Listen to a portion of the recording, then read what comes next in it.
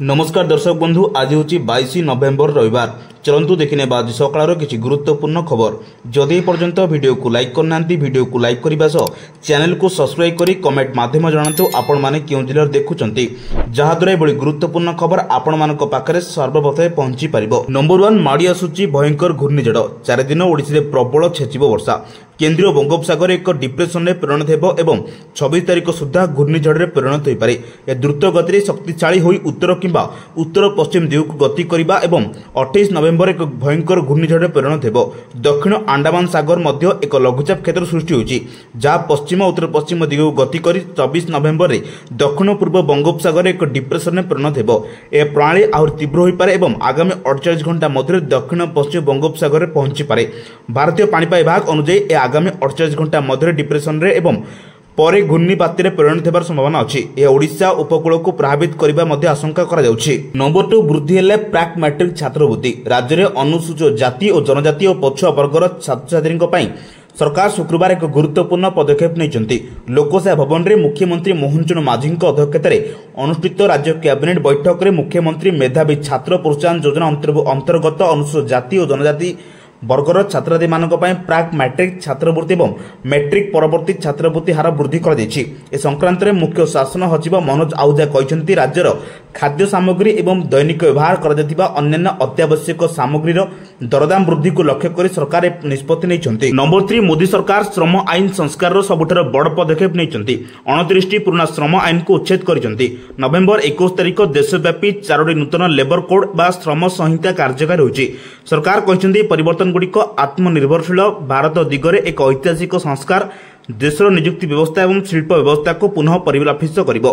नूतन नियम देशर 40 कोटी अधिक श्रमिकों को सामाजिक सुरक्षा देबो जहां पूर्व केबे संभव होई नथिला। देश में अनेक श्रम आईन 1930 ରୁ 1950 मध्य प्रणयन कर दैथिला। एथिरे रिग कर्मचारी प्लाटफर्म कर्मचारी एवं प्रवासी श्रमिक भली आधुनिक कर्म कार्यशैली उल्लेख मध्य नथिला।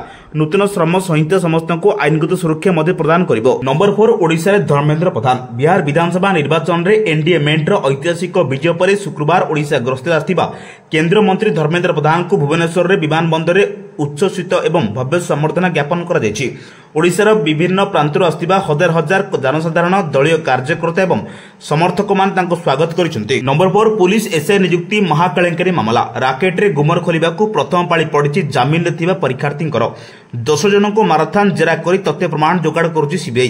चेष्टा करुछि एर मुख्य कॉर्पोरेटर पाखरे पहुंचबाकू। सेपटे परीक्षार्थी को जेरा परे सीबीआई खूब शीघ्र मुख्य अभियुक्त शंकर पृष्टि भी रिमांड रे आनिबारे बोली सूचना मिलछि। पुलिस एसआई नियुक्ति महाकेलेंकारी मामला रे सीबीआई ऑफिस रे हाजर होउछन्ति जणे परे जणे परीक्षार्थी। जामिन रे थिबा 114 परीक्षार्थी मध्यरु सीबीआई प्रथम पर्याय 10 जन को समान करिछि। गतकाली 4 जन को 8 घंटा धरी माराथन जेरा आज भी हाजर होइछन्ति बाकी परीक्षार्थी। नंबर 6 राज्यस्तरीय 126तम जयंती पालन होइछि। ओडिशार 25 रु अधिक गड़जात राज्य को मिसाइबारे डॉक्टर हरेकृष्ण महाताब को अवदान रहितिला। तांको प्रचेष्टा को सरदार वल्लभ भाई पटेल पूर्णांग रूप दैथिले। स्वाधीनता परे ओडिशार प्रथम मुख्यमंत्री भाबे तांकर दूरदृष्टि संपन्न नेतृत्व जोगु आज ओडिशार विकास संभव होइछि।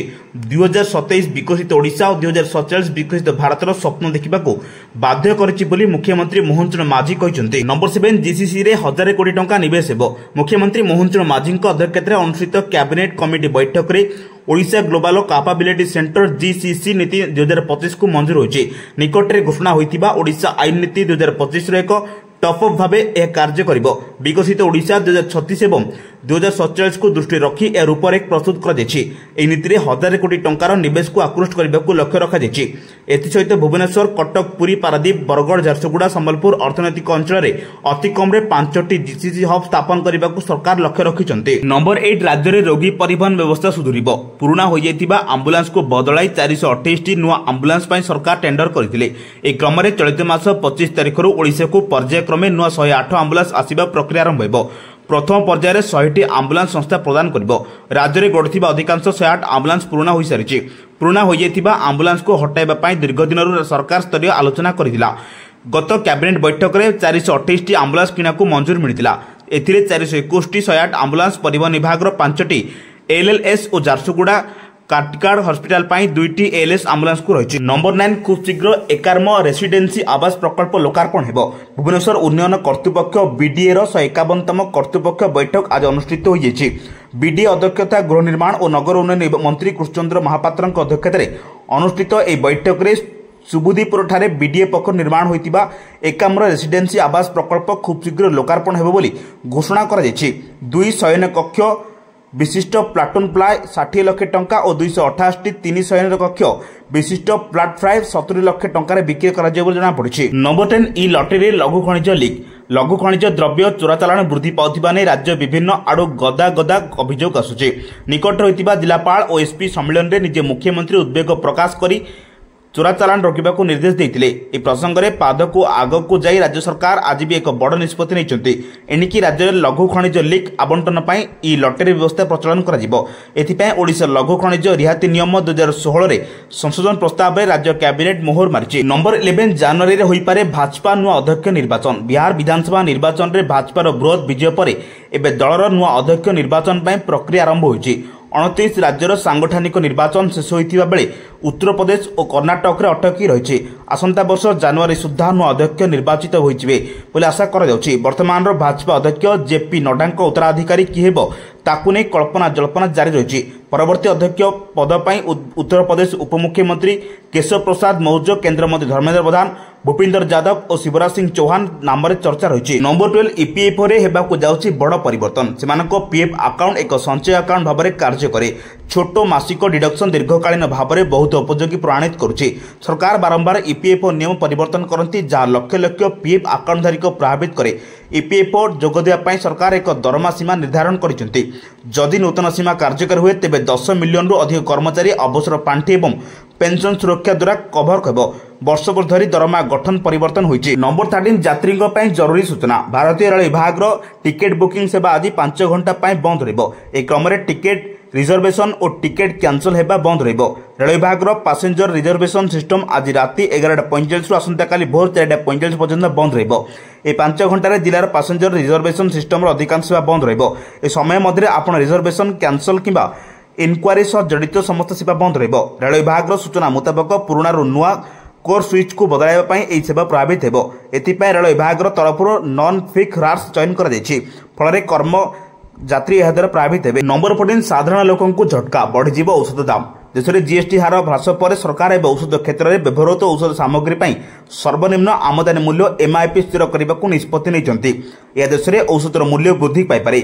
औषध शिल्पर अनेक विशेषज्ञ ए निष्पत्ति पर चिंता प्रकाश करते किसी अत्यावश्यक कंचामाल उपर एमआईपी लागू करने द्वारा एपीआई एवं औषध कंपानी गुड़िकर मूल्य वृद्धि पाइब। ए वर्धित मूल्य सीधासलख रोगी मानक प्रभावित करिबो, जहा फल औषधर मूल्य वृद्धि पाइब। नंबर 15 आज लघुचाप 24 अवपात। ओडिशा को पुणी बात्या भय देखाइछि। मास शेष को आड़क बात्या और बात्या हेबा नै विभिन्न पाणीपाग मॉडल सूचना देबा परे विशेषकर राज्य में चाषी कूल छानिया हो जाइछन्ति। बिलरे पाचिला धान ठिया होइतिबारु सामान्य वर्षा हेले क्षतिग्रस्त हेबार संभावना रहिछि।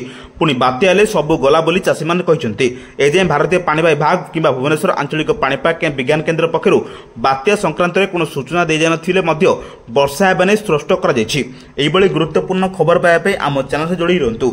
जदि पर्यंत वीडियो को लाइक करना वीडियो को लाइक करने सह चैनल को सब्सक्राइब करी कमेंट माध्यम जनातु आपण माने केउ जिला देखुचंती, जहा द्वारा एभली गुरुत्वपूर्ण खबर आपण मानक पाखरे सर्वप्रथमे पहुंची परिबो। ब्यूरो रिपोर्ट, सावधान ओडिशा।